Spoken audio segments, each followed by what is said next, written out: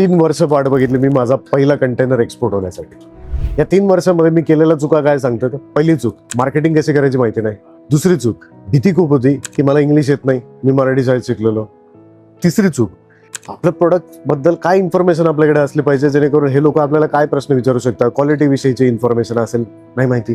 चौथी, की माझ्याकडे कुठलाच मेंटॉर नव्हता किंवा एखादा जो एक्सपोर्ट बिझनेसमध्ये सक्सेसफुल व्यक्ती आहे त्याला त्याचे पाय धरायचे होते मला, पण कोणी मिळतच नव्हतं. कारण कोणीच उभं करायला तयार नाहीये, कोणीच सपोर्ट करायला तयार नाहीये. तुम्ही जाऊन बघा लोकांकडे जे एक्सपोर्ट करतायत, नाही शिकवायला तयार कोणी. आपलं मराठी लोक जायचे काय दुसऱ्याला पुढे जाऊ द्यायचं नाही आपल्याला. या 4 चुका जर मी आयुष्यात केल्या नसत्या तर मला पहिले 3 वर्ष लागले नसते पहिला कंटेनर एक्सपोर्ट होण्यासाठी. माझ्याकडे जर तुम्ही आले तर मी तुम्हाला पहिल्या 100 दिवसात एक्सपोर्टर बनवू शकतो. कारण आता मला झाले 13 वर्ष. या 13 वर्षामध्ये खूप सारे कंटेनर्स एक्सपोर्ट झाले. थाउजंड्स ऑफ कंटेनर्स हँडल केल्यानंतर जो एक्सपिरियन्स मला मिळतोय, जसं मी या एक्झिबिशन्स मध्ये येतोय, तुम्ही बघू शकता इथे इंटरनॅशनल एक्झिबिशन चाललंय. या ठिकाणी बाहेर सर्व देशांमधून लोक इथे येतात आणि हे सगळे एक्सपोर्टर इम्पोर्टर आहेत. यांच्याशी मी पर्सनली जाऊन भेटतो, बोलतो, त्यांचे रिक्वायरमेंट समजून घेतो आणि मग बिझनेस पुढे करू. हे कळायला फार उशीर झाला. तुम्ही ही चूक करू नये.